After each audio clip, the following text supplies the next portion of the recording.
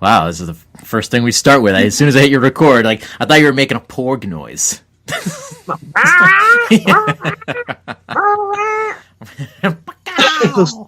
Actually, I don't think they sounded that way, but you know. Welcome to Modern Retro, ladies and gents, and nerds and nerdettes, and all of you of fandom, one and all. How was Christmas? I say that past tense, even though Christmas hasn't happened, because this will come out after Christmas. So I hope everybody had a good Christmas and a Happy New Year. Or Time travel. Good Hanukkah and good Kwanzaa, or good atheist, whatever you do.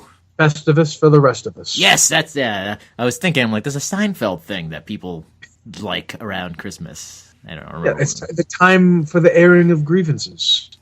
He's like, I gotta. So I hated Seinfeld. So explain Festivus. I think my wife has before, but let's do it again. It's if you don't know Seinfeld, it's a made up holiday. That instead of having a Christmas tree, it's just a bare aluminum pole, so they can't decorate it. There's several traditions. The first is the airing of grievances, where Stan's father is like, "I've got a lot of problems with you people, and you're all gonna hear about them." And he just starts bitching about people, like what things people have done throughout the years, how they've annoyed him and stuff. And you go around. And then it's like feats of strength where you have to like fight your father and shit. It's just it's the most ridiculous made up holiday. But we're not here to talk about Seinfeld tonight. We're here to talk about, drum roll, Roy, Star Wars: The Last Jedi. This is The Last Jedi. But there was no Jedi. Well, I guess there was one or two. But anyways, pardon me while I open this bottle. It was such a classic noise as that bottle cap hit the floor. It was like ting, ting, ting, ting, ting. It was like it sounded like a case, a round casing, a bullet casing, out of like when you fire a gun out of like Resident Evil, and like the one round casing shell hits the ground and rolls. So the Last Jedi came out December 15th. So this is going to be spoiler heavy. I mean, this is going to be less of a review per se, and just more of just us talking about it, what we liked, what we didn't like, what's going on around everything. More might be added to this episode before the initial release date, because I'm not going to release it until after Christmas, probably after New Year's, because that week is just kind of like a down week for people. Nobody's going to be listening to it, and I want people to hear this episode and join in the conversation via email or Facebook Messenger, and just tell us what you think and everything like that. So we were going to record a couple days ago, but then we decided to see it again. Because we did not, I was going to say we're in the minority, but we're not actually in the minority here. You and I did not enjoy the movie. No. Let me rephrase that. Like, we had to see it twice. Yeah. I saw it Friday, which is Friday opening night or is Thursday opening night? Yeah. Which one do they call? It was like Thursday at midnight.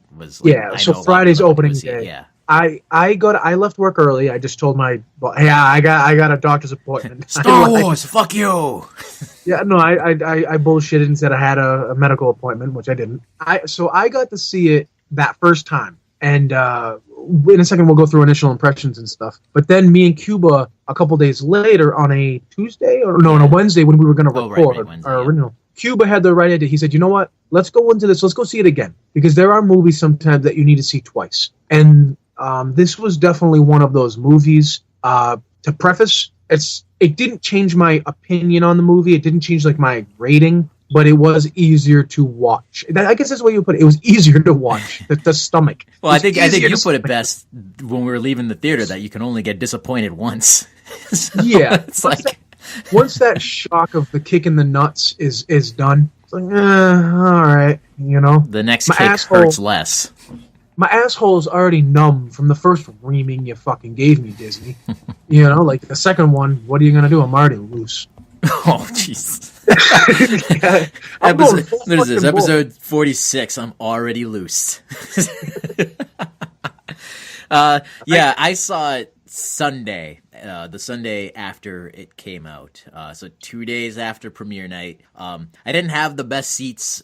It was almost on a whim because I've been so busy lately. I was actually going to wait and see it like the following Monday, which thankfully I didn't, because that just wouldn't have ended up working, and I probably wouldn't have seen it until we went the second time. But so I got there on Sunday, and the only seat was like maybe like the fourth row back from the screen and like the aisle seat. And generally I like aisle seats, but I do not like being that close to the fucking screen. So like even though they're recliner chairs, like I have to recline myself facing diagonally and then like crank my neck up so that I have like a good 45-degree angle view of the fucking screen. So there was a couple seats open that were like in the first like 2 or 3 rows and off to the side like that nobody had gotten, the reject seats that nobody took. And that's what I was like, you know what? No, I'm gonna get one of these fucking handicap seats because I'm not putting up with that bullshit with Star Wars.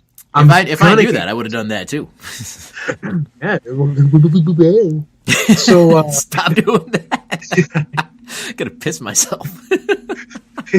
I can tell when you get a real good laugh going on because your whole camera shakes up and down. Like yeah, I'm like kicking and swinging my legs and just like I'm like a little kid. I'm like, that's so funny. Just yeah.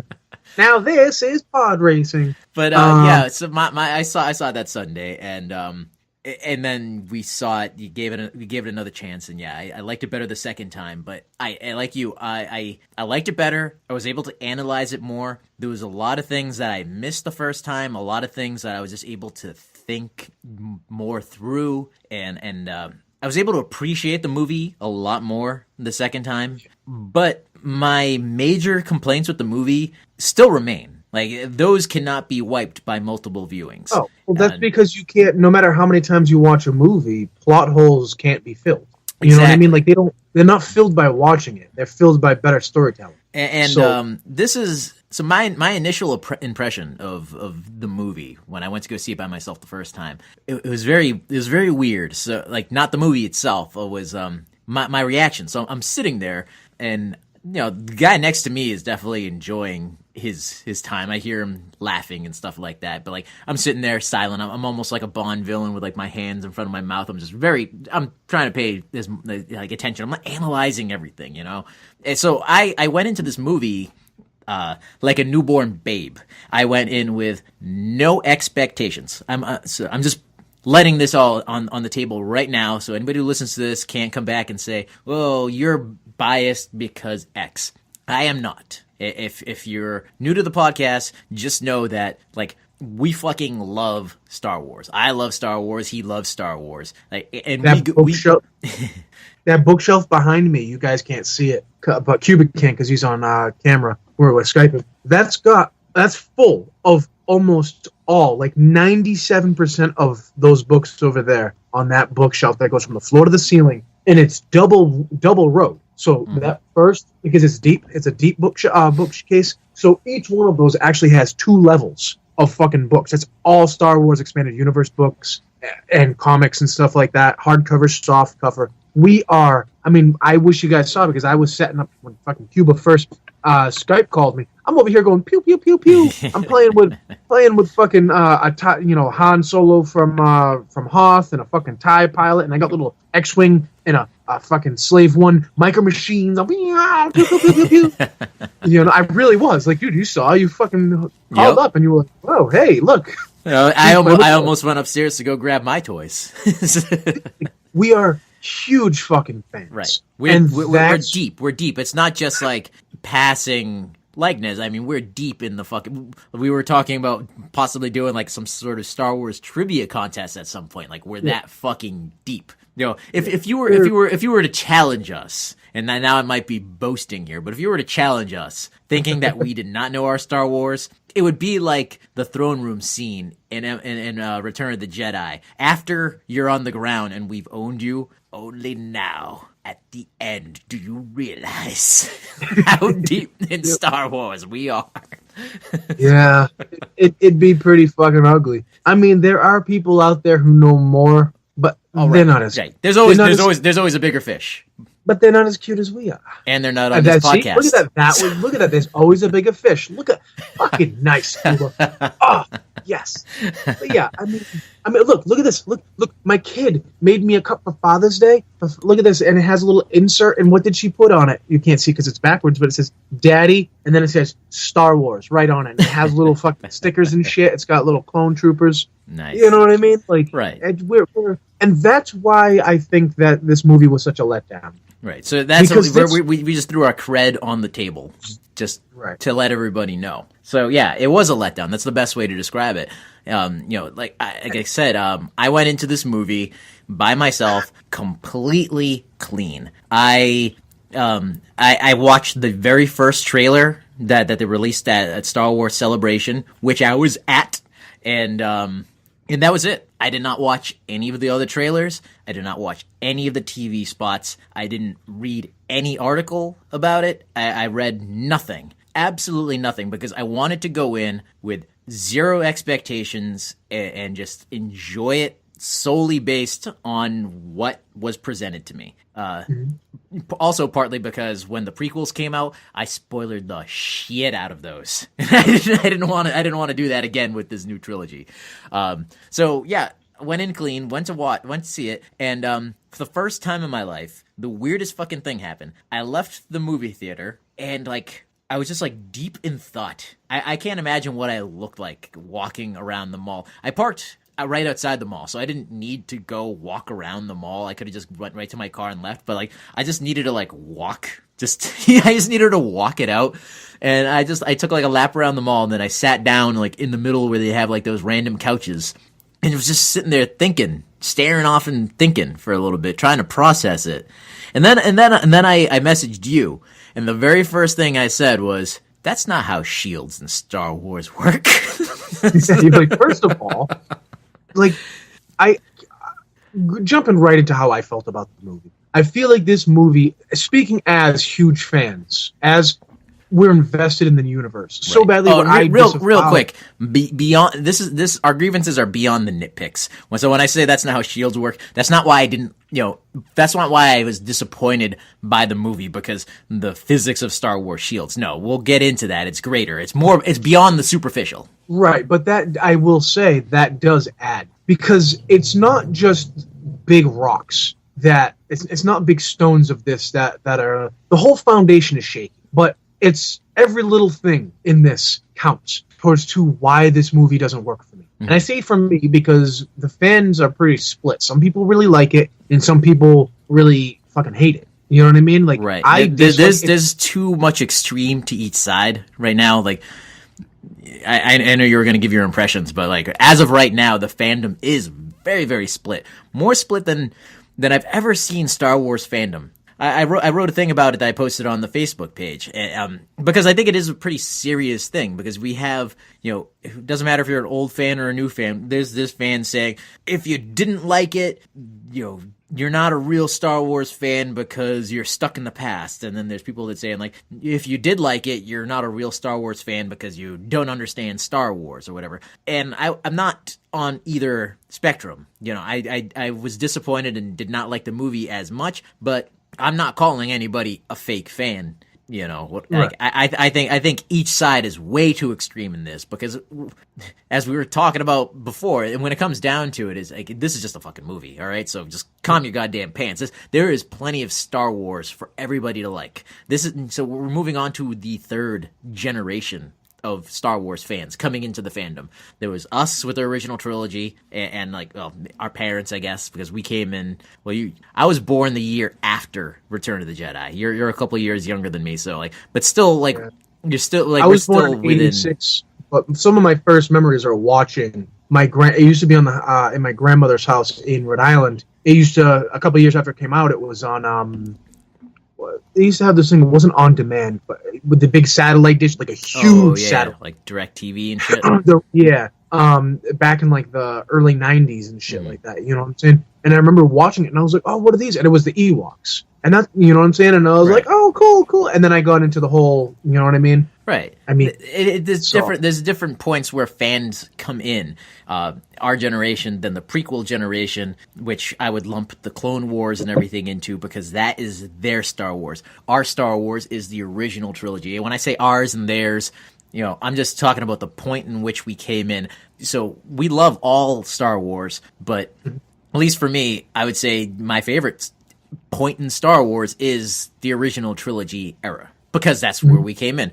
I know that there's people younger than me that came in with the prequels, and that's their Star Wars. That's the time that they choose. And now we're having people coming in, like our kids are coming in really with this one, and that's going to be their Star Wars, and I get that. So like to just like all the really mean name calling and insane fucking threads online are just completely uncalled for. Yeah, of course. I mean, but that's what happens when you make something that's polarizing like this. You know what I mean? Like, I don't know. I mean, this is weird because this movie didn't feel like this was made for Star Wars fans. This movie felt like it was made for Rian Johnson. You know what I mean? Like, right. And when you do that, like, and I don't know, it's so hard to place. Like, I'm trying to think of even the words that I would use. It's just, I can see why fans are so split on, but I can't agree with the back and forth name calling and the splitting up into fucking groups and tribes about this. But I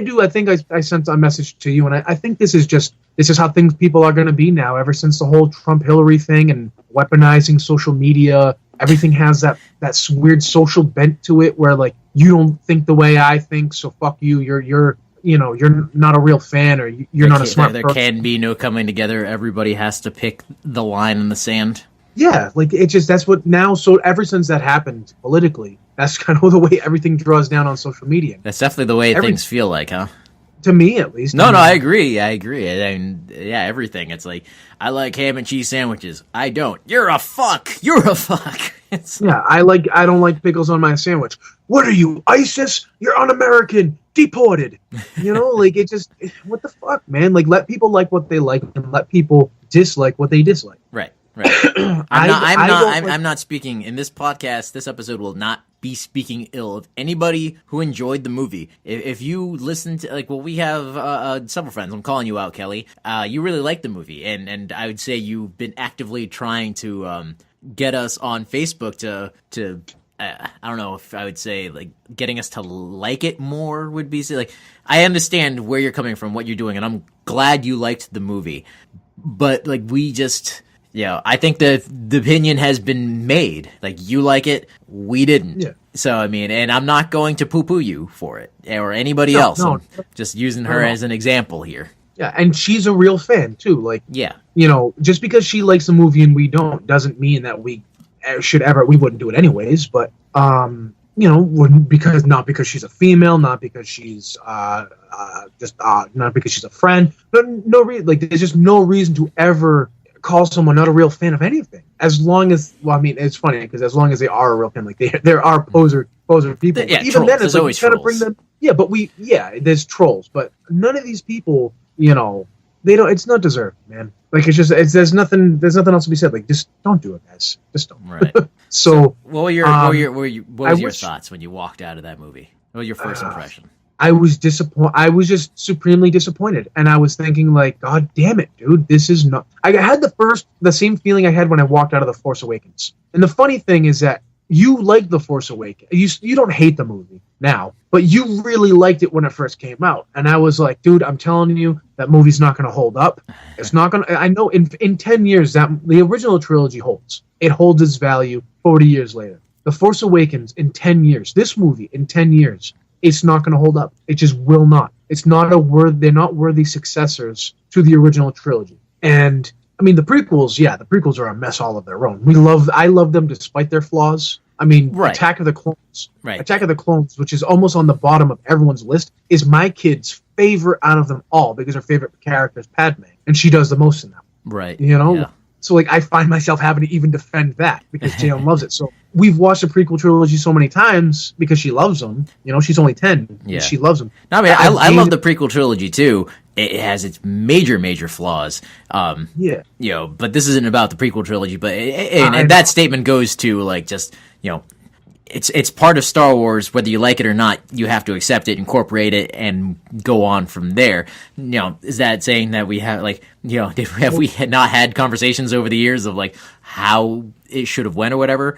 Of course we have, but the same thing with this movie, whether we liked it or not. It's Star Wars, but there's just things that there was just weird choices. So really, finish your thought.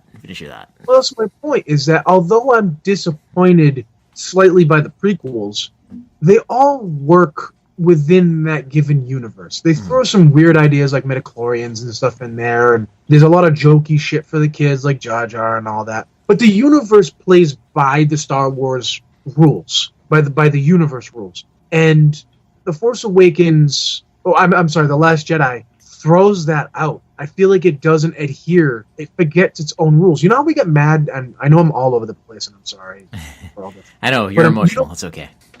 You know when we watched The Walking Dead, and in the very first, I think the second episode, when they used the zombie guts on them, and they walked out and everything was good, and how they forget that 3 episodes or a season later they forget about that. Right. Yeah. That's what this felt like. This ignored the laws of Star Wars so many fucking ways.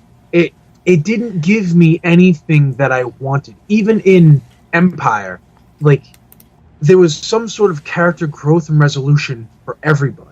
For everybody. Nobody felt superfluous or useless. Everybody wants to compare Snoke and the Emperor, but they don't hold comparisons, because what happened to Snoke didn't happen to the Emperor. Right. And we would have the same complaints about the Emperor if you got Snoked. It's not Fetid. If you got Snoked. It's now being Snoked. And it just sounds better too.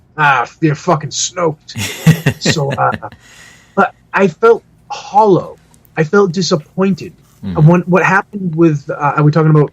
We're talking about everything. Everything's on the table. We gave a spoiler alert, so I guess we'll give another spoiler alert right now if you're 27 minutes in and ignored the first spoiler alert.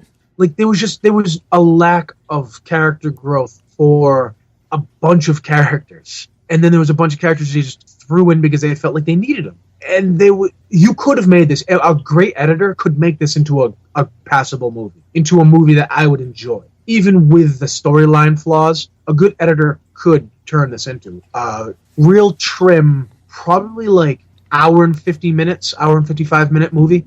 You know what I mean? Mm-hmm. But it's just. I don't know, man. I feel sick. I don't feel good when I think about it. I just don't. So I feel better about it after getting a better view. And we're talking about bringing the kids to go see it during the Christmas vacation break, so we'll be seeing it a third time. Again, because when you come down to it, it's fucking Star Wars. It's... So that's the thing. I will give it. If it pleases the crown, I will give my tribute to Disney. And that's the thing. So a part of the what everybody's saying is like, oh my god, on Rotten Tomatoes, right as of right now, it's the critic score is 92%. And the audience score is 53%. That's amazing. That's unheard of for a Star Wars movie. That is the lowest of the Star Wars movies. But it's lower than the fucking prequels. Right, it is. And ultimately, in the end, it's Rotten Tomatoes. It doesn't fucking matter. But that's saying something. Now, I felt the same thing. I felt how you felt. I felt disappointed and everything. But like I said, a second viewing, definitely with better seats, definitely has made me think on it more. And so, the camp that is saying that, this isn't Star Wars, they ignored all the Star Wars that came before it, I don't agree with that. Because this movie does not necessarily pay homage, this movie does incorporate previous lore from Star Wars. It definitely does that. It definitely, you definitely see, let me gather my thoughts here. It's so tough, isn't it? It is tough.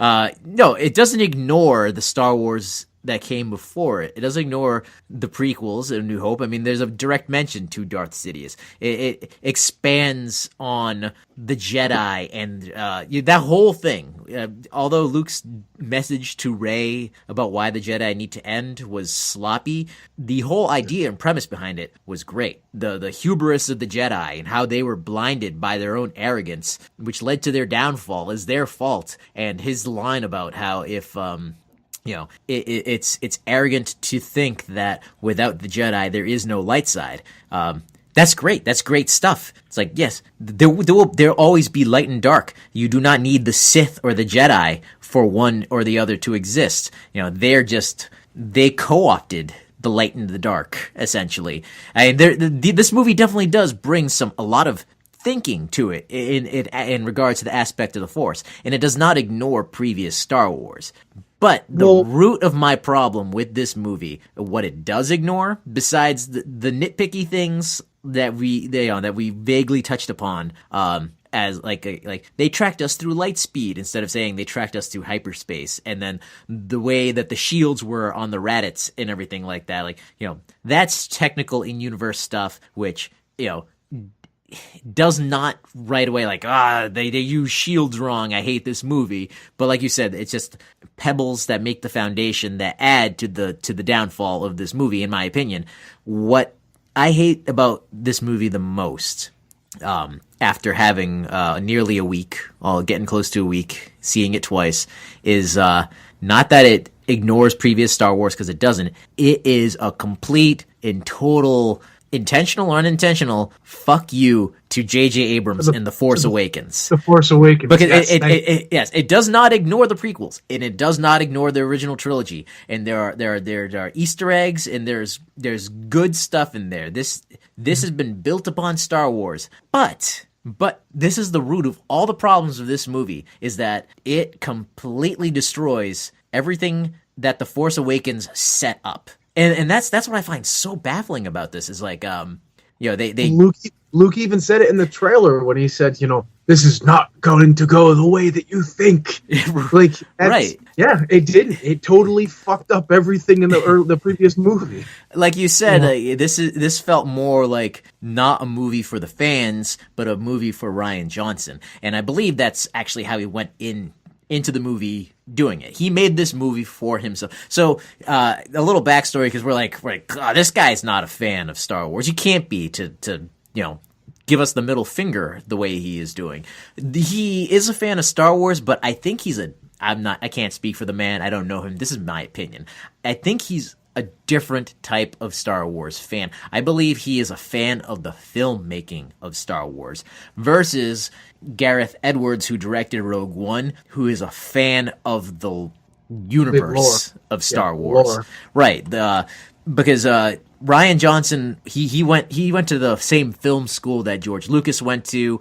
There's a lot of George Lucas love in this movie. There's a lot of direct scenes to Kurosawa movies, which were part of the inspiration for the original Star Wars, and everything like that. And technically, directorial wise and stuff, this is this beautiful movie. I mean, there was nothing wrong with the directing of this movie. I think Rian Johnson. What's that? Compositionally, it was nice to look at. Right, and that's where the high ratings, critically wise, the ratings come in. They're justified. If you're looking at it strictly on a filmmaking basis, it is an A+ movie. Minus the detour to Canto Bight that we'll get into. But, movie-wise, this is a great technical movie. But as a Star Wars movie, it's flawed. And that's the thing. He made the movie for himself. He made the movie that he wanted to make, and I can respect that. Because George Lucas made the movies that he wanted to make. George Lucas did not give a flying fuck about the fan base. And that's abundantly clear with the prequels. And he's actually essentially been on the record less profanely saying that he, as a filmmaker, he makes the movies that he wants to make. And you see that all through the prequels. You see that all through the Clone Wars, where a great example would be during the Lost episodes of season 6 where Yoda goes to Moraband, which is the ancient Sith homeworld. For 15 years in the old expanded universe, the ancient Sith homeworld was Korriban. So he just changed the fucking letter because he wanted to, because it's George Lucas and he said, I want to make this my own. Like, yeah, the only reason Coruscant is Coruscant in Star Wars canon officially is because so many books at the time had already adopted that as the capital of the Republic. He had no name for the capital planet, so he just kind of begrudgingly accepted it. So it's the same. So that is an example of George Lucas, and it infuriated us at the time. I mean, it still bothers me now that he just simply could not go with Korriban and had to change it to Moraband, but.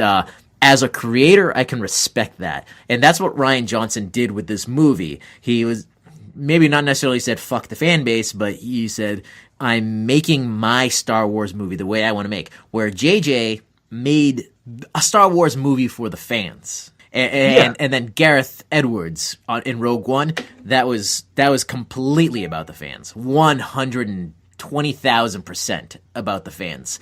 That's why they were such good movies. Right. To date, Rogue One is the best of the Star Wars movies that have come out since Disney have bought it. Definitely in my opinion. We can go into where we rate these movies amongst themselves another time or later on or whatever if you want. But Rogue One is a fucking masterpiece of fucking Star Warsiness. This movie, even that one actually, it's funny because.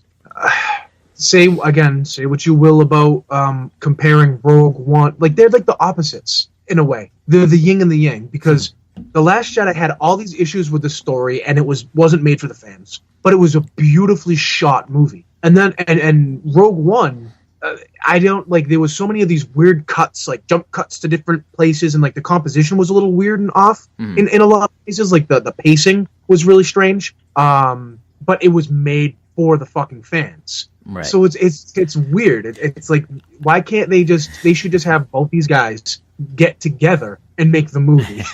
You know what I mean? I felt way more immersed in Rogue One than I did at any point in The Last Jedi, which is weird because as a trilogy movie, the way I understand the way that the trilogy movies is supposed to go, at least for the first two, and then this one is supposed to be the culmination of it, is the movies are supposed to be about the Skywalker legacy.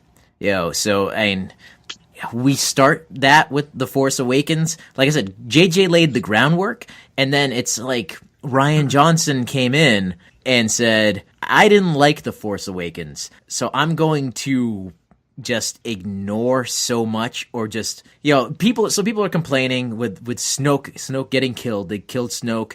They revealed Rey's parentage. That was a loud meow. The way even the cat agrees. the way they handled Luke and everything like that. Phasma, Finn, Poe. It really is a big fuck you to The Force Awakens. And I've said it before, but I'll elaborate. This is where my biggest problems with this movie come into play. People praise it because they're oh, you didn't know where it was going to go, and it took these bold risks. I'll agree with you. I generally, the first time I watched it, even though I left the theater disappointed, I was shocked and surprised. It definitely kept me guessing, for sure. And it definitely took some bold choices for a Star Wars movie. But the problem lays that it ignored what was set up for it. It's like playing basketball and someone sets you up for a layup, but instead of jumping and easily dunking the ball, you slap it back across the court so everybody has to go get it and bring it back. This movie, I feel like it. And it's so hard to put your words to it because I don't hate the movie, but I don't like the movie either. Right. Well, let's just break it down. This movie took chances where it didn't need to take chances. It took huge leaps where it didn't need to. But then in times of where it should have jumped, it never pulled the trigger. You know what I mean? Finn with that whole Snoke shouldn't have died because. Well, I had no problem. Not because I want to know about death. I liked we both have different things of how it should have went after he died, but I have no problem with him dying. But again, he just felt very, very wasted. There was That's why I don't like that he died. It felt like he was a hollow bad guy who we've seen four times. I'm sorry, twice in the first movie as a hologram, or maybe even just once. Maybe just once in the first movie, or twice, and then once as a hologram in this movie, and then once in person. The first in-person shot that we get of him, he dies. Second, and like there's the second shot. Because he tells Kylo Ren to, you're just a child in a mask. Take that stupid shit off your face. Okay, all right, yeah. Take that stupid shit off. I mean, essentially, that's what he was saying. And again, that is great. That that was one thing that I hated about The Force Awakens. I hated Kylo Ren. I hated Ben Solo as a character because he's 32 years old, but he's this whiny, bitchy man child. And so what Snoke said there was what many fans were thinking, and clearly what Rian Johnson was thinking, and ultimately, I liked what they did with Kylo Ren in this movie with Ben Solo. When after he smashed that helmet, I feel that was like he really became a truly interesting character. The thing is, I really liked Kylo Ren about halfway through this movie. I thought, like, we were talking about character growth a couple minutes ago, and he's the one who grew the most up until about 70% through the fucking movie, where he regressed.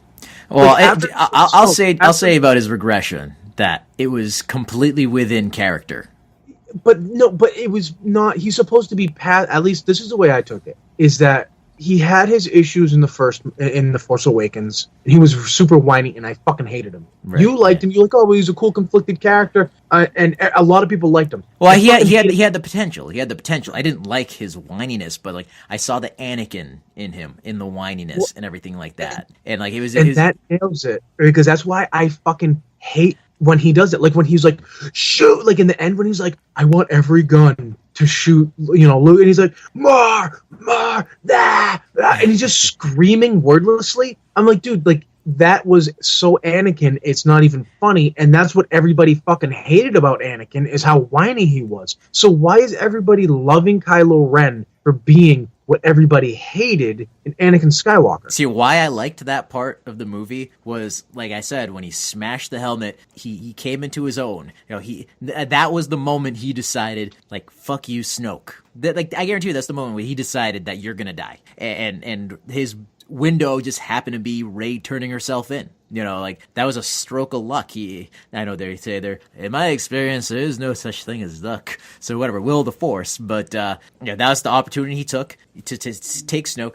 I think we all wanted to see Rey and him, like, at least in me, my thing was like, I really would have liked to have seen after their fight with the Praetorian Guard that him and Rey join forces. He saves, stops them shooting on the Resistance, and they go back to the Resistance, and then in the third movie, it's just him, the Resistance with him in it versus Hux. I think that would have been just like, Hux takes over the First Order, just like he's always wanted and stuff like that. And, I know people say like, oh, they made Hux like a bumbling fool in this one, but I mean, compared to somebody with Force powers, you're going to be a bumbling fool. You know what I mean? I think left to his own devices in charge of the military, Hux will be dangerous. Yeah, he's fanatical enough to be a very serious threat with Snoke and Kylo Ren gone. So that would have been like my little fan headcanon thing I would have loved to have seen. But watching the movie a second time, it was definitely never his intention to turn to the light. He's already betrayed. He's felt betrayed. He truly feels betrayed by Luke. So there's a connection with him and Rey. I think he truly thought that he can turn Rey and rule together. Definitely what he wanted. But the thing at that scene that I like that you don't like is that like we get this new, more confident, I am now the supreme leader, Kylo Ren. Kylo Ren, not Ben Solo. But when he sees the Millennium Falcon, that ship and what it symbolizes to his Oh, past. I liked that. Yeah, the way he freaks out about it is great. And then when he sees Luke, I mean, if there's anybody he hates more than his father, he's got it. He hates Luke more than his father. He felt abandoned by his parents to the point where he could bring himself to kill Han, could not bring himself to kill Leia, but Luke, in his eyes, Luke betrayed him 100%.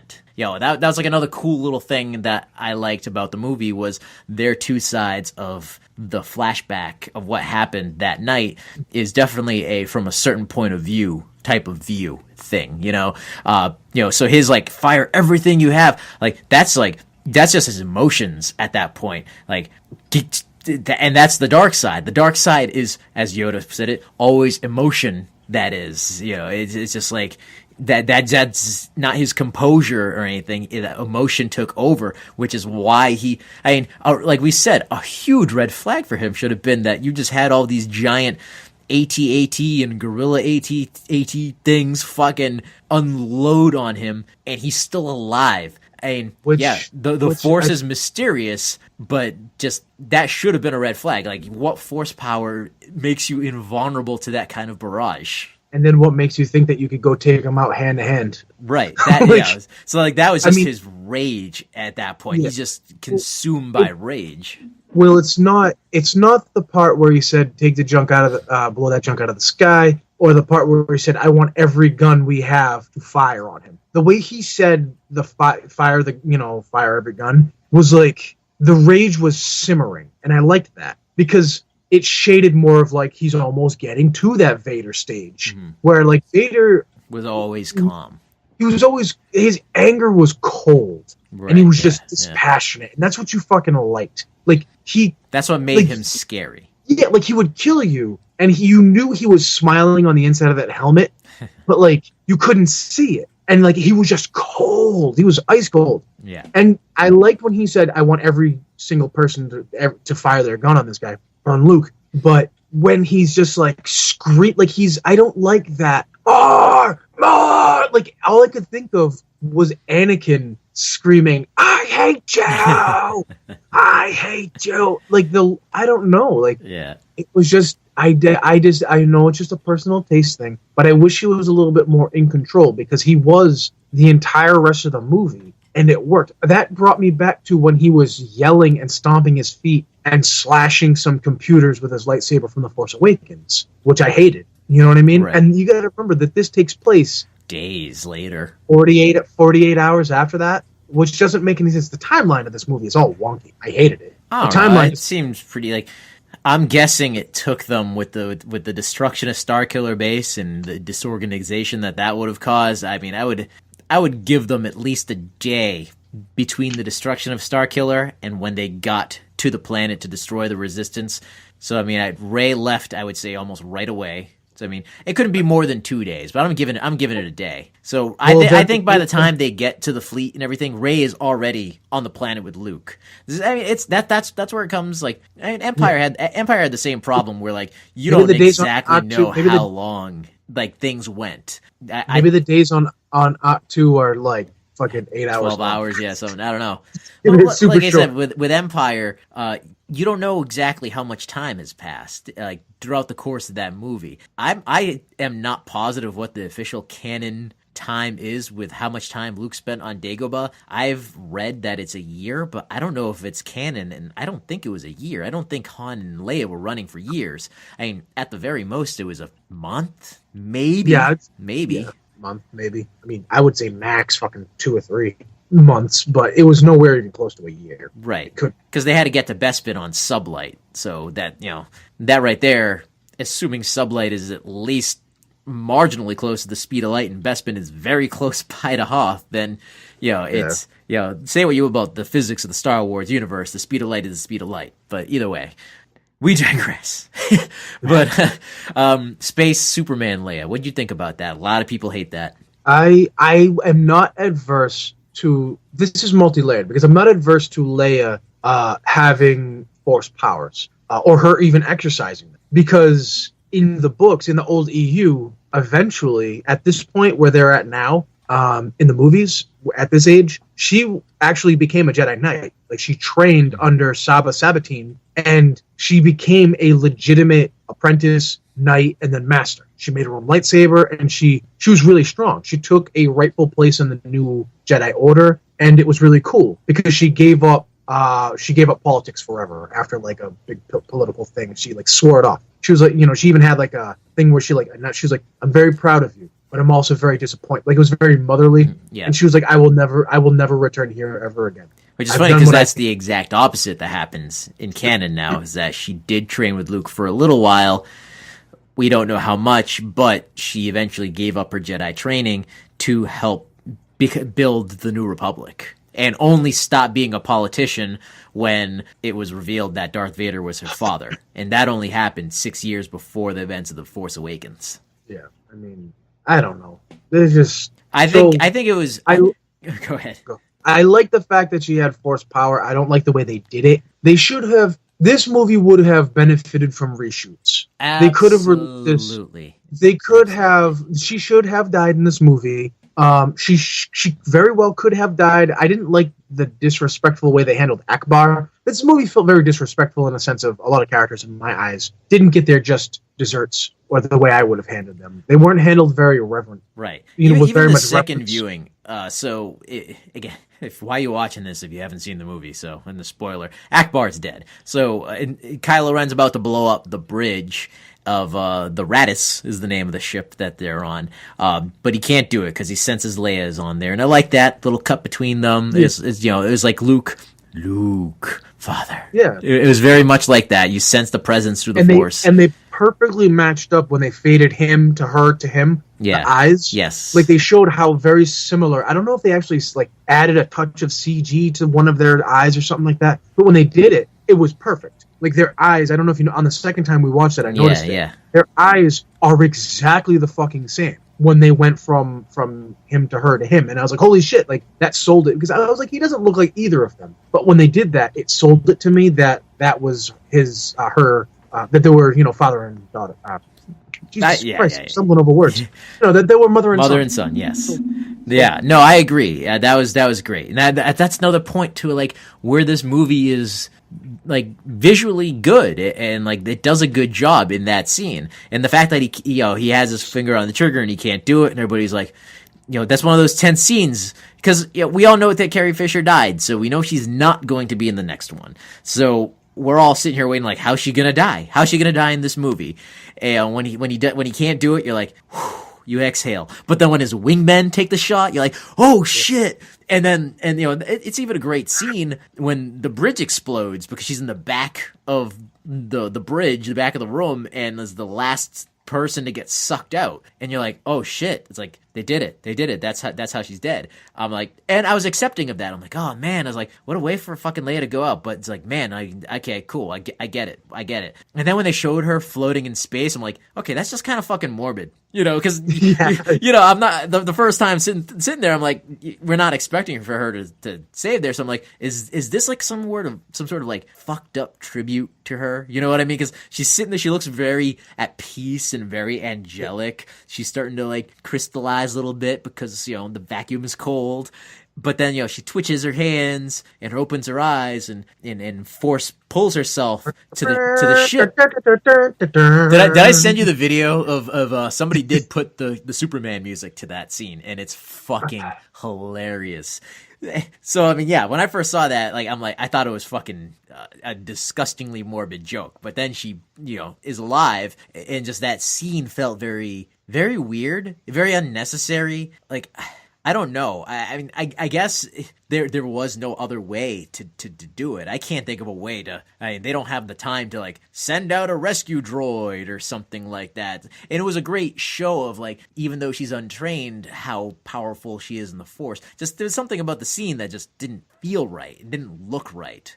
Yeah, it was, number one, so clearly CGI. They like blurred her. Like that stuff wasn't makeup. That was all CGI, like the ice on her. Right. So like it didn't look real. Like she looked like she was completely CG. You know what I'm saying? Like she didn't look real at all. I noticed that the second time, like her skin didn't look real. And I know she's had a lot of like plastic work done and shit, and she's wearing a lot of makeup, but she looked artificial. So when she starts like, fucking floating over, like it was a bad scene. It was unnecessary, and it led into a lot of other pointless bullshit. Like it was primarily to temporarily get her out of the movie to introduce Vice Admiral Ellie Sadler. Yeah, What's her name? Holdo or whatever her name is. And like as a character, everybody in this movie acted great. I don't think there was a bad performance in this movie. Everybody did a great job. But Ellie, I'm sorry, I don't remember the actress's name. Lena Dunham, I think, right? That's her name? No. Am I thinking of the girl from Girls? Yeah, you think of Lena Dunham. She's Laura Dern. Laura Dern. All right, let's just stick with Ellie Sadler, okay? So, like, as a character, I have no problem with her. She's, they're like, oh, it's like that's Admiral Holdo from Battle of whatever Admiral Holdo, says Poe. Okay. He's like, not what I expected. I don't know if he was expecting a man or what, but like, it's like, yeah, was she a strong female character? Yes, she was. Did I have a problem with that? No, I didn't. My problem with her was the complete lack of sense in her plan. So because they needed to introduce her, like they simply couldn't just kill Carrie Fisher that way. I mean, if you're not going to have her die from being sucked into space, I say just, do away with that whole scene of destroying the bridge. Leave the bridge intact. And we don't need Admiral Holdo. I mean, you could still introduce her, just she wouldn't be in charge. Because her decision to not tell anybody about the plan of cloaking the transports and sending them to Crate when the ship passes by Crate and then just waiting and hiding while the First Order chased the ghost ship. That's a brilliant fucking plan. That is a great plan. But the fact that she didn't tell not just Poe, but anybody makes no fucking sense. And it brings ruin to the Resistance, because I get it. Poe is a subordinate. He was just demoted by Leia for not following orders and getting tons of people killed. And his story arc is that he needs to learn that you cannot be a hero. You have to be a leader, because, heroes die. I get that. That's, that's a lesson he needs to learn. But even though he was demoted from commander to captain, he's still like the highest ranking fighter pilot alive in the Resistance. So when he says, what's our plan? And she doesn't tell him. So like, I get it. He gets worried and stuff like that. But then he sees that the transports are fueling up and he decides to do a mutiny. Like he begs her. He goes, just tell me anything. What are we going to do? He's like, we're not going to run. It's like, that's, he's freaking out. Just pull him aside and be like, this is our plan, okay? Calm down. I know she's like, I don't have to explain myself to you. I'm your superior. But, I mean, they're in dire straits. She should have told everybody that, like, this is our plan. This is our only chance of the Resistance surviving. And then, like, people can get ready for it, unless she thought there was a mole. Well, that's what I was saying. Like, not only that, but they went out of their way to make her seem like she was kind of the mole in a way. Yeah. You know what I'm saying? Like they because made her refusal to say anything. Right. Like she, and like the way they filmed her, the look on her face, her expressions, her disdain for Poe, who obviously is supposed to have as like a great fighter pilot. Like they made her seem like I was thinking, oh shit, she's going to be the fucking bad guy. You know what I mean? Like she's going to be a mole or something like that. Which is what that whole plot should have been anyways, besides the whole hyperspace tracking. It should have been a mole with a beacon. Right. You know what I mean? And it should have been Holdo. That's part of the problem in this movie, where it went out of its way to do what the opposite of your expectations. That like it was a hipster. It was a movie that felt like it was a Star Wars hipster movie. I get it. It's like, that there's a traitor on the crew is a very tropey thing, but Star Wars is a very tropey thing. We've talked about this a bunch of times since the movie came out. A lot of people who really like this movie have been using the word subverted. This movie's great because it subverted what Star Wars is. And the funny thing is, I messaged you before you even heard that. I messaged you and I was like, if I read the word subverted one more fucking time, because it's not just for Star Wars. If you read a game review or any other movie review, it's the biggest buzzword. This is just a little aside here. Is everything has to subvert your expectations, or subvert this idea, or subvert that idea. Maybe things can just be what they are. Well, Maybe I fundamentally disagree with the idea that this subverted Star Wars. First of all, 2 points. Here's the dictionary definition of subvert.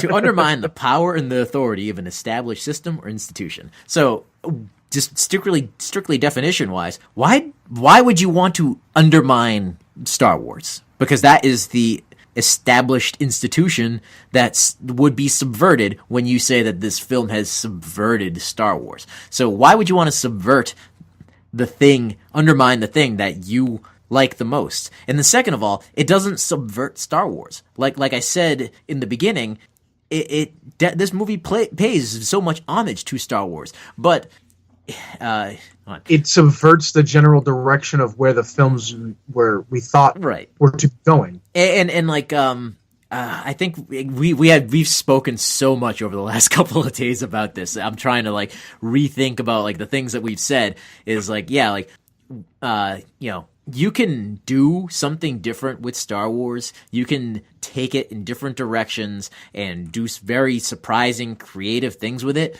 while working within the frame that is Star Wars. You have to, because you go outside that structure of Star Wars, then you're just every other science fiction movie that is trying to be Star Wars. You know what I mean? It's just like, that's why I fundamentally reject anybody and anything that writes or says this subverted Star Wars, because you're not subverting Star Wars, and you can't be Star Wars without being Star Wars, because you're just trying to be Star Wars at that point. Yeah, I mean, it's self-defeating. It's a very good point. I mean, I don't understand the whole point of it. I don't get it. I don't understand why the bait and switch with everything. Yeah, why this he was just trying. I get it from a storyteller point of view. You're trying to keep the audience guessing, but where Ryan Johnson's directing on this movie, I thought was good.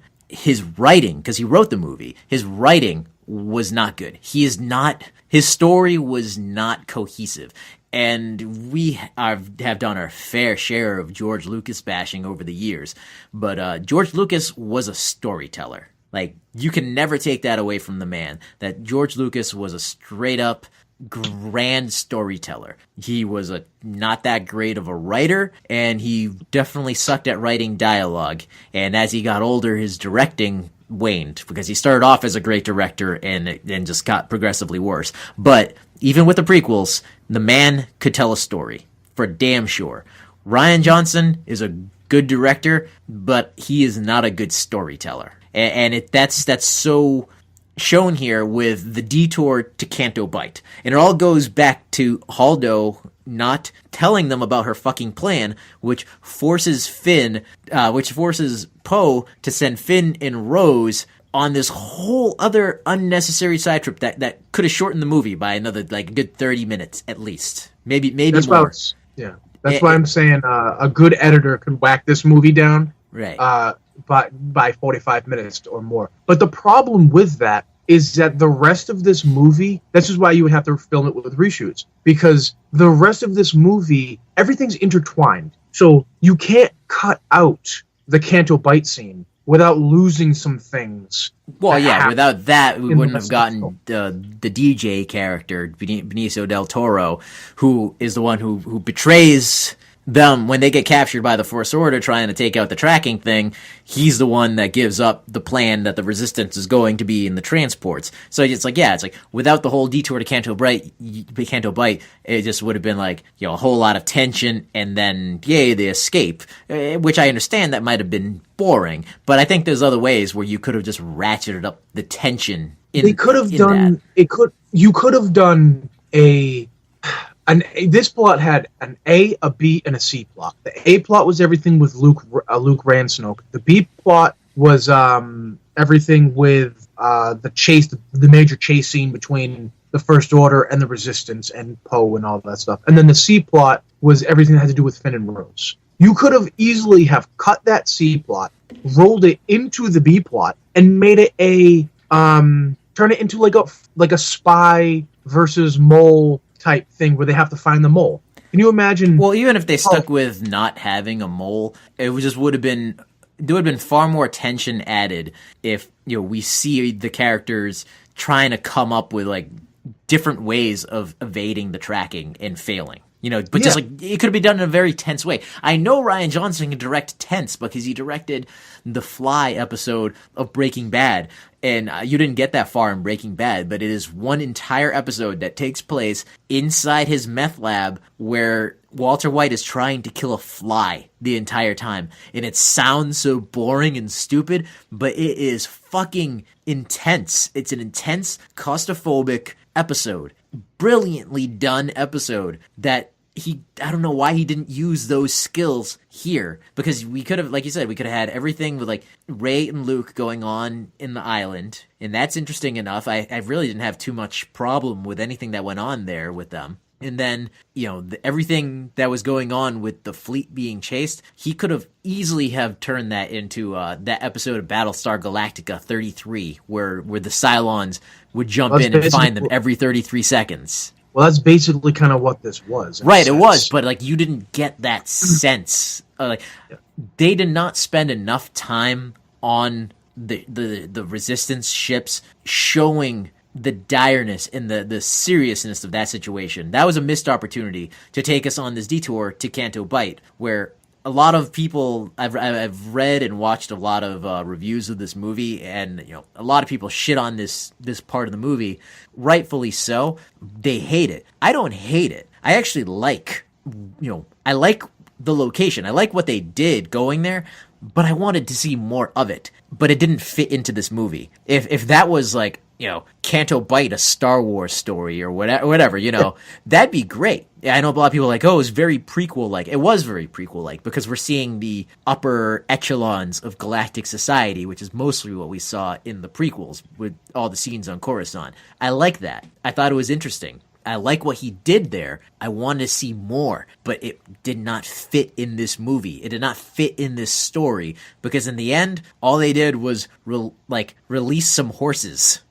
and then he said, yeah, like, so they leave the fleet, they get to Canto Bight, they release the dog monkey horse things, and they ride them, and then they get away, and then they're at the end of the cliff about to get caught, and Finn says, well, it was worth it to tear up that town like that, and she says no, and then she takes the saddle off the last one, and then tells it to, she like slaps it on the rump and it runs away. She's like, now it's worth it. And I'm like, hold on, so it was worth the loss of all your friends, all your soldier mates, the entire Resistance, Leia, Poe, that it's worth it to lose that because you're about to die to release some fucking horse monkey dog things? Right. Fuck you, man. Yeah. Like, this shit just doesn't make any sense. Like, it was probably the worst line. Like, that right there, to me. That and Chrome Dome. Oh, God. When he's... Dude, they shit all over Finn in this movie. This entire movie, they just had to give him something to do. What they should have done is let him be in a coma the entire fucking movie and then have him wake up at the end. Like, have all this shit going on around Finn. Don't show us Finn at all. Right. And then at the end of this movie, have him wake up in the same way. No, all right, hold on. I'm going to rewrite this movie right here. Finn turns to the dark side. I'm sorry, no. Ray. I'm sorry, whoops. Ray turns to the dark side because of Snoke. Snoke lives. Kylo Ren becomes Ben Solo again somehow. Well, we could work on that. He turns back to the light, maybe after the death of his mother or something like that. He realizes, oh shit. Doesn't exactly have to reconnect with Luke, right? All this shit's going on. We'll scrap the whole. There's a mole. There's all this tension that's going on in the Resistance fleet. Blah blah blah blah blah. And it resolves, right? So the last shot that we have is Rey bowing to Snoke, and then after the whole thing at the very end of the movie, that's when you have Finn wake up and say, Rey, as you know what I'm saying, like he did in the thing, and then it cuts. You know what I'm saying? That way you didn't need Finn in this fucking movie. Right. He played, everything he did was 100% pointless. Nothing panned out, and I know what they were going for. They were going for sometimes your heroes fail. Failure. Yeah, failure is definitely the theme of the movie, for sure. Which, yeah, and I get that. But, and it sucks because John, was it Boyega? That's how you pronounce his last name? Yeah. John Boyega? Yep. Is super, like, he's got all this like charisma, like he's such a good actor, and they kind of throw that away because like, dude, that point where he was by the escape pod and like he was like, oh yeah, in inspection, like he was like leaning against him. He's so charismatic, and I love the guy. He's fucking hilarious. Yeah, he's wasted in this movie. So what they should have done is like save him to the end, and that would have been. And I'm big in cycles, so like that would have shaded of Han Solo being in carbonite. You know what I'm saying? In a sense, like he would have been in a coma. Well, I like that idea of keeping him in the coma for the movie, because then that could add more dramatic tension. Cut out the Canto Bite thing. You have, you could have part of the thing is like he's in the med bay, and it's like we have to shut the power off in the med bay to strengthen the shields, but that's gonna cause Finn's life support to go down. Like you can have tension and shit with him being in the movie but not really being in the movie. But since he was in the movie, and you want to know how to make that even better is that you get Kylo Ren on the ship, and he's like, don't worry, I can keep him alive, and he keeps Finn alive. So now you have this cool dynamic of one, the dude he's doing what he number one, he fucked you up and he put you here first, and he's keeping you alive, which is something that Plagueis had promised Anakin Skywalker, but they couldn't do, and that's why Padme died and all that other shit. You know what I'm saying? Like, I will keep one day I will even be able to keep the ones I love from dying. Mm-hmm. So he keeps Finn alive. Rey turns to the dark side, and now when Finn wakes up, you have that really cool tense thing for the third movie of Finn is like, fuck you, Kylo Ren, you put me here, doesn't know what the hell's going on. And then he's like, where's Rey? And Kylo has to explain that Rey went to the dark side.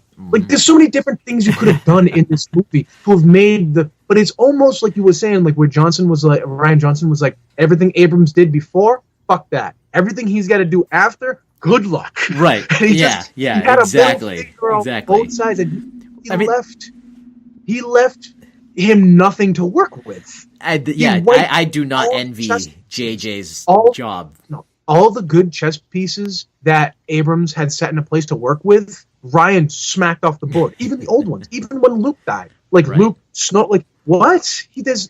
Obviously, it wasn't his fault.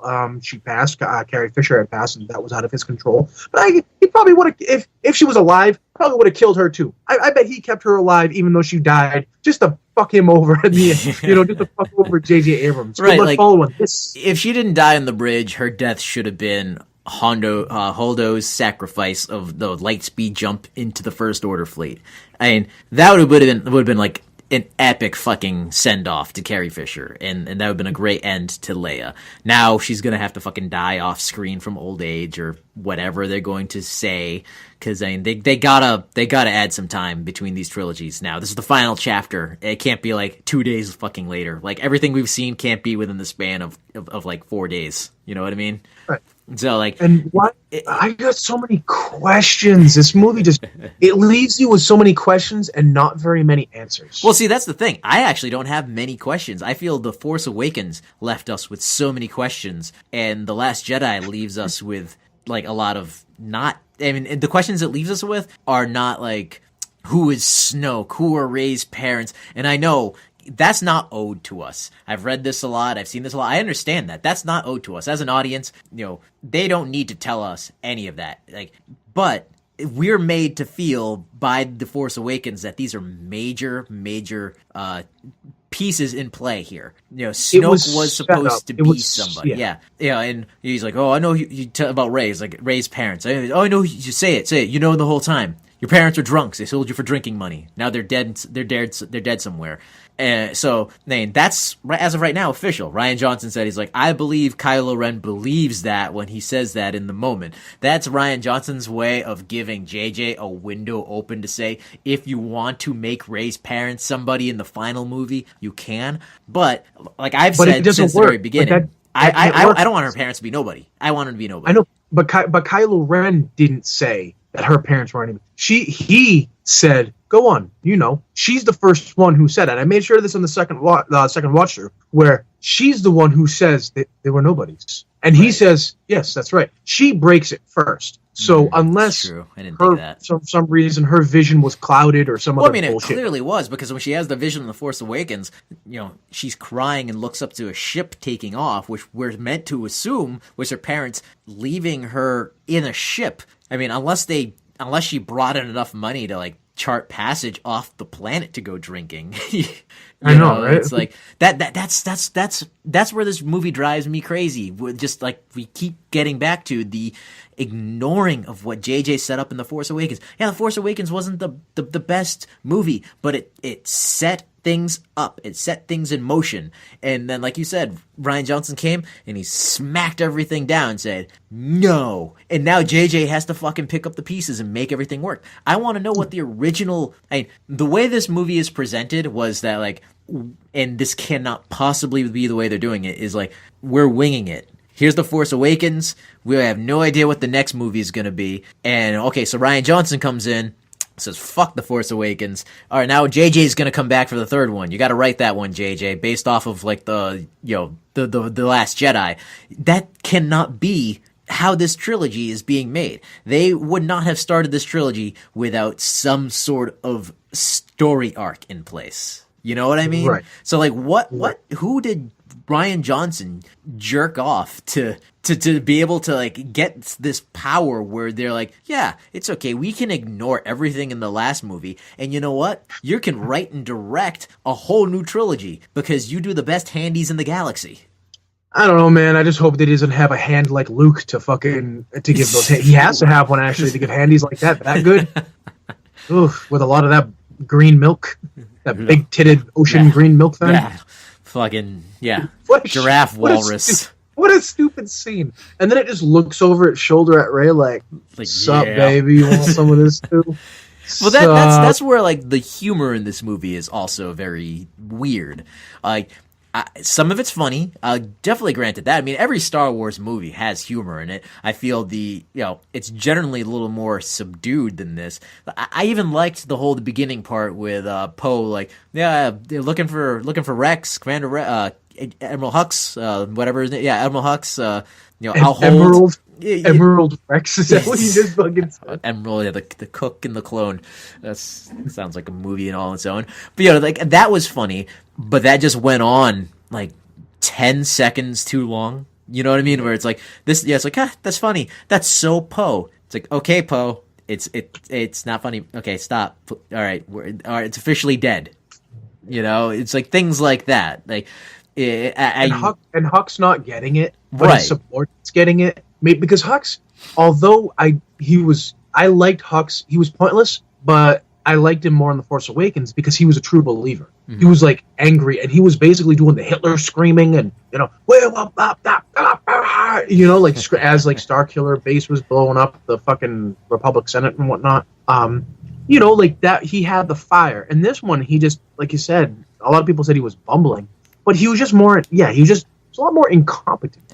I like that when he found the unconscious Ben Solo, that he pulled out his blaster, and then like when he started moving, he's like, oh, nope. And so that shows that he is like, he's ambitious and opportunistic, but not brave enough and foolish enough to take on somebody with the Force. And I'm assuming that's pretty much the reason why he's not Supreme Leader. It's like a Snoke, wherever the hell he came from, has got the Force and can fucking throw him around and choke him. And even though, like, I think he felt protected by Snoke, which is why there was like, jabs and antagonistic things going on with him and Kylo Ren. But when Snoke's gone and Kylo Ren puts fucking him in his place, like, I thought that was a great way. He's like, you presume to use my army.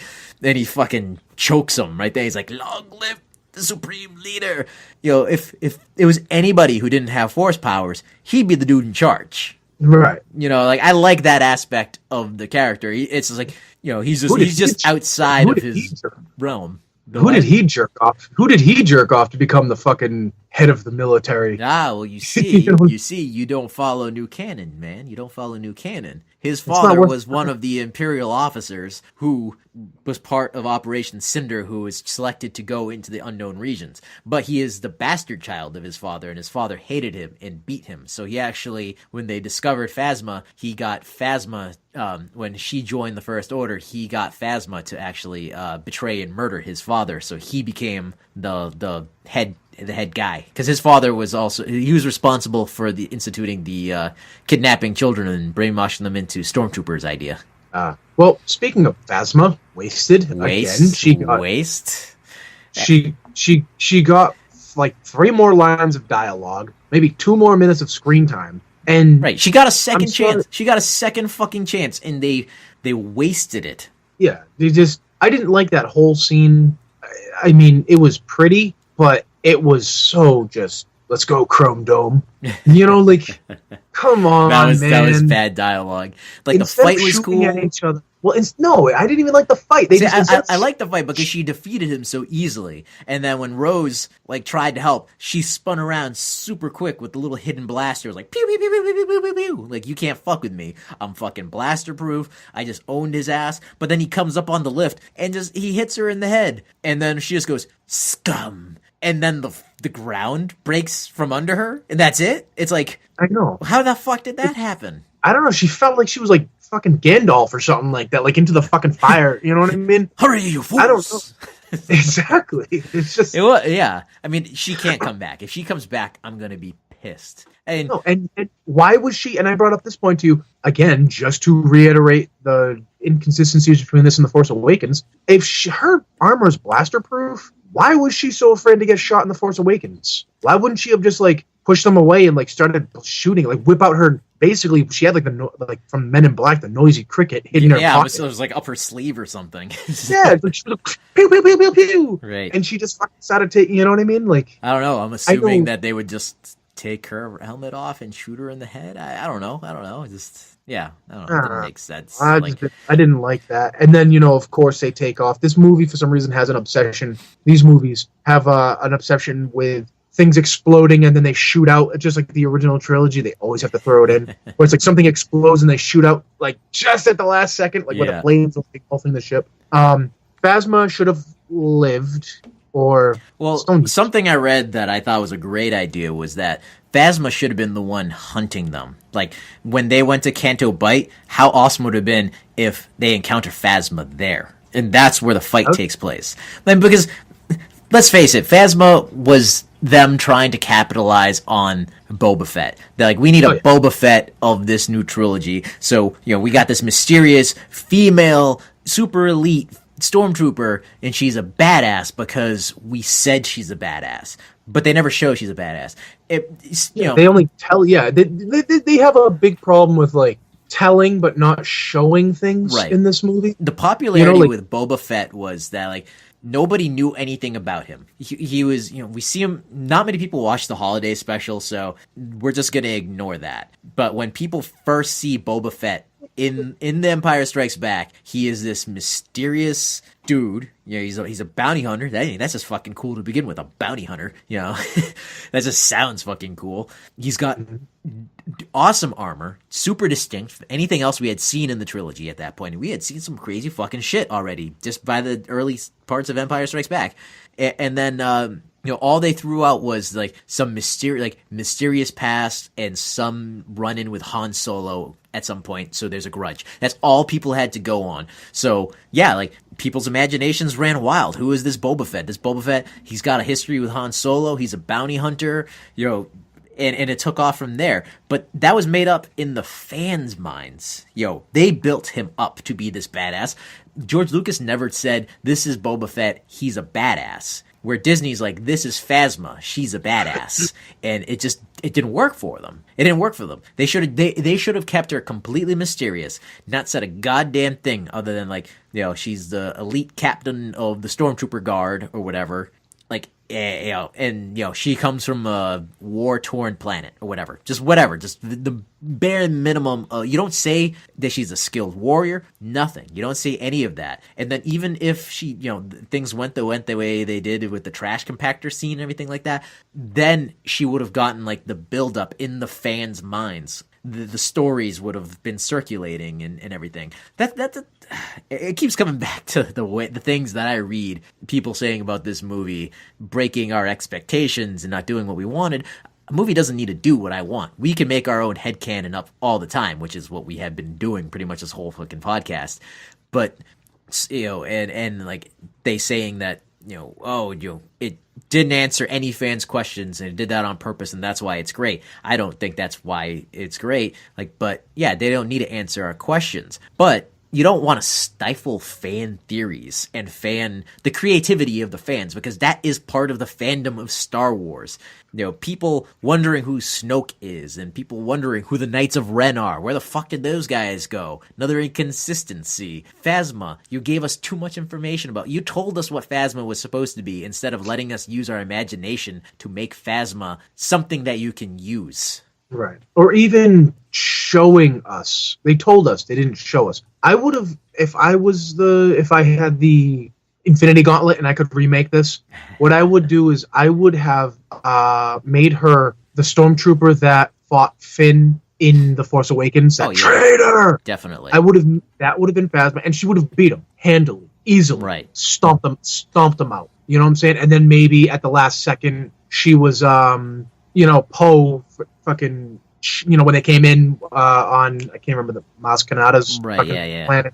The X-Wings are coming in, and so maybe now all of a sudden she's surrounded by blaster bolts, big turbo, whatever, so she's got to get out of there or whatever. Plus, I would have given her a jetpack. I know that's shading way too hard of Boba Fett. But jetpacks are just cool. Someone that looks like her can't just walk around. They need the jetpack, man. They need it. She doesn't need the big missile on it, but she needs a jetpack. Yeah, she can have a small jetpack under her cape. Yeah, right. And then in this one, I would have had her fight Finn again, just like you said, actually, or whatever, on that Canto Bight or whatever it is planet. They fought, and he puts up a little bit more of a fight, but is beaten again, right. even with Rose helping. And then in the third one, I would have had them fight, and then finally Finn, come up with some sort of mechanism or a reason why, like Finn finally gets his nuts up and finally beats Phasma. Yeah, you know what I'm saying? Yeah, because that's you have the whole First Order versus Resistance, the personal but Finn Rey doesn't have any right, yeah, like that would have been a good B plot antagonistic line. Again, harkening back to the original Star Wars, when Han says in Empire, it's like that bounty hunter we ran into an Ord Mantell changed my mind. It's like, where's Ord Mantell? What bounty hunter? What happened? That's a whole story we didn't know. But again, it lets our imaginations run wild. We know that Han is being chased by bounty hunters and everything like that. So I mean, that's a great subplot where Finn is being dogged by Phasma the entire trilogy. Yeah. All right, this episode's going on wicked long. It might be a two-parter. Let's we haven't even touched on Luke. We haven't touched on Luke. We haven't touched on what we liked, really. Period. I mean, I've said a couple of things that I have liked, but all right. So, like, what did you like the most? What was your favorite part or aspect of this movie? I really liked the Force stuff. Yes. I really liked the casual use of the Force lightning that Snoke, like, when Kylo Ren got uppity, Snoke just easily put the smackdown on. Just literally flick the finger. No, wrist didn't, like, do what Palpatine had to do, like, with his hands all, like, crumpled up. Fucker and all that shit. He just flicked the fucking finger, and Ren just flew across the room. Yep. You know what I'm saying? And I really liked that. I liked my favorite part was the Force connection between Rey and Kylo. Those two carried this movie for me, and it's why I ship them in my head. So you're in the Reylo camp? Sure, if that's what you want to call it. Nah, that's what they call it online. Oh yeah, Reylo, definitely then. Because I hate the fact, like, it's such a give and take, because I love the fact that they were brought together with the Force and that they can see each other. This is something that two extraordinarily strong Force users, we've never seen that happen before. So I really, really liked it. But the fact that Snoke either did or took credit for it, I didn't like it. Like, he was like, I'm the one who brought you together, and you are so unwise to not have realized it. And he, like, I know what they were going. They were going for, like, a Palpatine-esque, like, I'm the puppet master pulling the strings. Yeah. And that, but the thing is that when you think about it, Palpatine and Snoke are not the ultimate puppet masters. The ultimate puppet master in the entire saga is actually the Force, because the Force does as it will. Right. You know what I mean? The Force is what drives everything. So, in the original trilogy versus the prequel trilogy, a lot of people are like, oh, the balance of the Force, the balance of the Force. In my interpretation, Vader and Palpatine driving the galaxy into darkness for so long was bringing balance to the scales of the Force. Because the Jedi, the galaxy was controlled, and for lack of a better word, by the Republic and the Jedi doing good deeds and trying to keep shit under wraps and keep the lid on this for so long that the Force decided, in my interpretation, that it was on the scales of justice, the light was way up here and the darkness was way up here. So it created Anakin Skywalker, and the Jedi had misread the prophecy, thinking that the balance, which was already tilted towards the light, they thought that he was going to help eradicate the Sith. No, he became Sith, brought the Jedi low, raised the dark up for roughly 20 years, which is the craziest part. People don't understand. Vader and the Emperor were so fucking bad and killed so many billions of people and wiped out planets that it only took them 20 years to rise the darkness up to a level to meet the light, to make that shit equal after, I think somebody says in the prequel, in episode, we haven't had a full-scale war in the Republic for 1,000 years, or whatever. Yeah. So they did 1,000 years worth of fucking darkness and evil in only 20. So that's pretty sweet on its own. But, the Force, all that is in the Force has a will. Right. All is as the Force will will it. And that goes down to the lessons that Luke is telling Rey in this movie, is that, like, it's arrogance on anybody's side to think that, like, the Jedi control the light side of the Force and the dark control, and the Sith control the dark side of the Force, and whatever. It's like the Force is the Force and is there regardless of who. Nobody's telling the Force what to do. Yeah. Well, this was actually touched upon in the EU books in a really cool way, where for a short time, actually the Kylo Ren and Ben Solo is actually kind of the stand-in for this character, because he took the inspiration from him. Jason Solo, who was he was one of 3 children of Han and Leia, who was extremely force powerful, and he was captured by the enemy and this and that. And he was taught that there is no light and there is no dark. Those are just, we assign things, we assign intention, like we'll say human or sentient intentions that we use it for. And they even, when this, was it Jedi Outcast with Kyle Katarn? That's why he could use Force Lightning. Oh, yeah. Because there are no dark side powers. As it matters what you're doing with it. Mm-hmm. If you're going around slaughtering innocent people, a Force push is evil. Just because a Jedi uses it doesn't mean that it's not an evil act. It's intention that matters. Right. And we put intention with light or dark, and the Force is above that. The Force is just one. The Force is just one thing.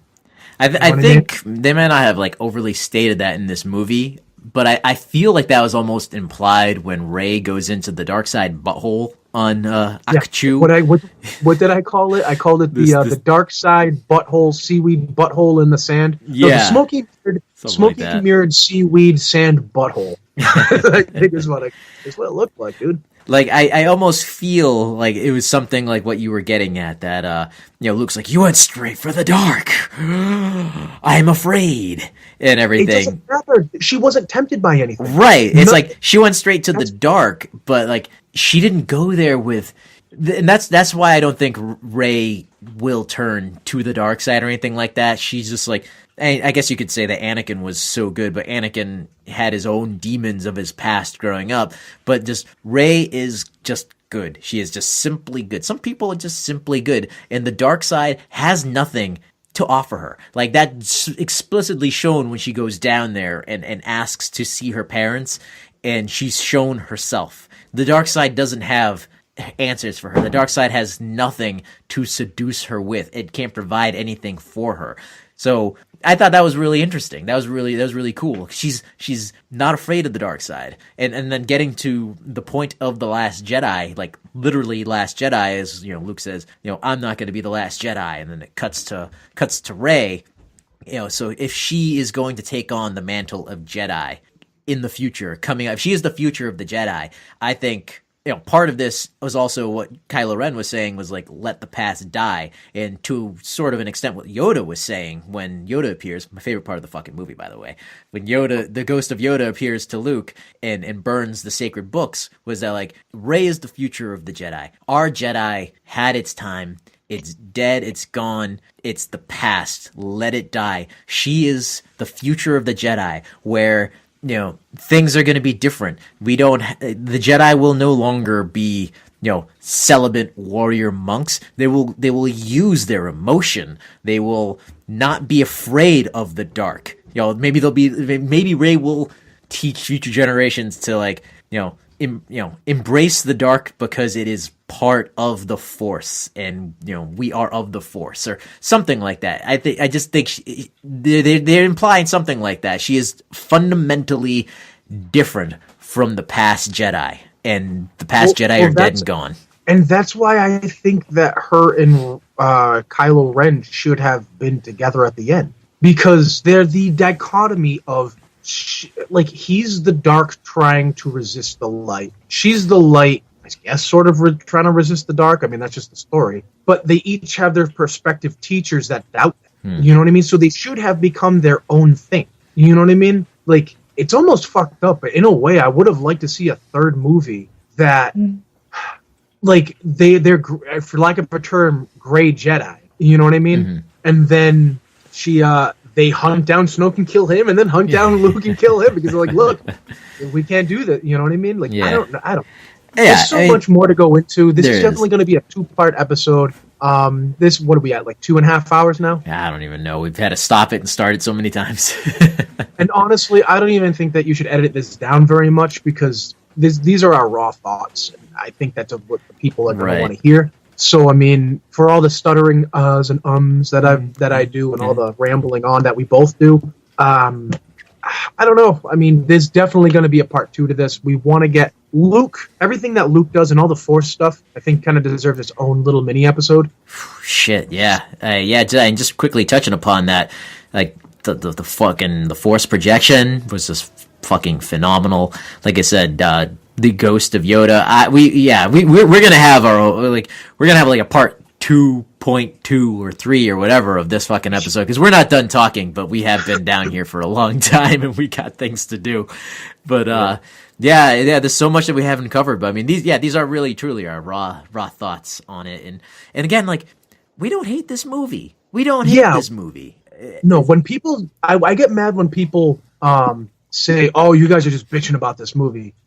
Well, in a way, yes, because that's what, and I'm not saying that's what true Star Wars fans do, because I'm not trying to bring it to that, but that is what you're what passionate fans, about something. When you're a fan, when you're a major fan of something, that's what you do. That's, you pull it apart, and you take the mechanism and you pull out the guts of it, and you look at it for what it is, and you look at it with your nostalgia glasses, and then you take them off and you look at it without it, and you try to look at it from every conceivable angle. Mm-hmm. And I don't see anything wrong with that. When people say, "Oh, stop bitching, it's just a movie." Yes, it's just a movie. Right. But to us, it isn't. We even in this podcast, we said it's just a movie. But at the same time, it's also not. My life without Star Wars would be, I mean, I would have filled the hole with something else, yes. But that's like my touchstone. I know that I can grab one of the books off the shelf and back and get lost in a good time, as long as I'm not picking up something like Crystal Star. You know what I'm saying? Like, you could, it's a world. Right. And we love it. Right. Like, it's not a child's, like, that we love. It's a fantasy world in space. It's escapism like any other fandom. If they were to continue Harry Potter 20 years from now, but J.K. Rowling wasn't involved in it, and they went and did things that half the fandom didn't agree, that this would be the same thing going on. Same exact goddamn thing. It's the same thing when people said, "Oh, Hermione should have gotten with Harry and not Ron." And who's this like Asian girl that you introduced at like almost the very end that he got married to? Like people got mad about that. I thought he married Ron's sister. What? Didn't Harry marry Ron's sister? I thought it was an Asian. I don't know, man. Maybe I'm just thinking of that Rose girl. By the way, Rose's sister, way hotter than Rose. Should have used the sister. Why did you have to kill the hot one? Oh. And what was up with those medallions? You misogynist bastard. Why do bombs fall in space? There's so much. I know. There's a lot to nitpick. Well, those are nitpicks. Like we can have a whole episode of just nitpicks. Like we've been pulling apart what I think is the biggest problems in the movie, which is, like I've said repeatedly, the complete ignoring of the groundwork of The Force Awakens. That's what hurts this movie the most. And that's where most of these complaints are. Yeah, we'll have to come back and do an episode about, Luke and the Force, and we'll have to come back and do a whole episode about all the in-universe inconsistent nitpicks. We didn't even cover those fucking things. I want to do a rewrite of this movie. I want to rewrite this trilogy using The Force Awakens of how I would. I'm not a director or a Hollywood writer or anything like that, but I like to fancy myself with some good ideas every once in a while. I'm at least good for one a day. You are a wordsmith. Yeah, just so get on that fanfic. Yeah, I know. That's what I'm gonna do. But yeah, guys. Hopefully, I mean, like I said before, I know this is really jumbled. We know this is just a mess. We're just kind of throwing this at you. This is how a lot of these reviews have gone. Like I told you the other night, I watched the Angry Joe review. He did his review, I think, 15 minutes after watching the movie, and I think he said it was like 3 or 4 in the morning when they recorded their like nearly hour-long review. And hell, if you don't want to listen to 2 hours of this, go watch Angry Joe, because he pretty much says the same goddamn things that we're saying. While it's not a bad movie, and my final rating is, while it's not a bad movie, it isn't a great Star Wars movie. Mm-hmm. Yes, definitely. But it's also not the worst of the Star Wars movies. Well, yeah, I mean, it's by the bottom. Yeah, it's the second, but not at the bottom. But not at the bottom. But since that movie is such a weird, beautiful mess, so is this review. So isn't this podcast. That's why it's very hard, because you start on one thing and then you got to jump to another and then you jump back. And I even had notes, but I threw them by the wayside because I'm like, there's no way that I'm sticking to my coherent notes. I know. I got some stuff written down here, and there's just no way that you can't. This movie is written and done in such a way where your complaints just all run into each other and twist and turn. There's no way to keep them all straight. Right. Good stuff too. Hey, do we want to give it a bucket of fucks? Like, how many do we want to do that? I mean, I don't think it's applicable, because for Rian Johnson, he gave for himself a whole bunch of fucks, but for the fans, he shit in the bucket and dumped it on your head. Yeah, exactly. Like, I don't know. I don't know if we'll do a year in review episode, but I mean, definitely the best movie I've seen in theaters this year, and like, I don't see many movies in the theater, and you know that. Neither do you. But the best movie I've seen this year was Blade Runner 2049. Hands down, best fucking movie I've seen this year. I wouldn't put this movie at the bottom, but it definitely isn't the best movie. I mean, I don't know. It's strictly movie wise, it's, again, yeah, like you said, yeah, it's so hard to be like, 10 fucks because of Star Wars. No, it's no, it doesn't deserve 10 fucks. I don't know, movie deserves 10 fucks, but it's like, I don't want to give it like 2 fucks. Like you said, care went into it, but just like everything, this movie is just so it's so hard to fucking, I guess that speaks to its credit. I don't know. It was one of the worst Star Wars movies, but it felt like one of the best Marvel movies. Like, I know it's not a Marvel movie, but you could tell that the formula was applied. Guardians of the Galaxy ships like zoom by on a Canto Bight or something like that. Oh, dude, I'll guarantee you that they're gonna find in like 6 months when that comes out on DVD to slow it down. There'll probably something. There's probably like a Mickey Mouse set of Mickey Mouse ears or something. Well, this is what we're gonna leave you with for now, guys. Again, apologies about it being such kind of a haphazard mess and everywhere, but that's just the only way you can talk about this movie. So that's just kind of how. With the next ones, we'll try to narrow it down. Like, maybe in the next episode, we'll do a short on Luke and the Force use in this movie. And yeah, there's definitely more to talk about. We'll be continued for sure. Definitely. All right, so QB, you want to end it here? Where can Yeah, they find us? we'll end it. We'll end it here. And so, again, I always want to hear your thoughts. So you can send us any messages on Facebook or email us at modernretrocast@gmail.com. As always, check out our website, the hub of our little jumbled universe at modernretrocast.com. You can find episodes and, latest news. It's this, I don't know when this episode is going to be released, probably early 2018, just because we got Christmas and New Year's coming up in the next couple of days / week. Yeah, so maybe the week of January 1st, because I'm actually leaving for a few days later on that week, and I won't have time to put it up. But we'll be back more in earnest than in the new year. Remember our new schedule when we are back more in earnest, that we're doing every other week. We're doing a long episode, and maybe in between we might throw mini episodes in there, but that's no guarantee. But what is a guarantee is that we will continue Modern Retro babbling on. Babbling on and on and on and on.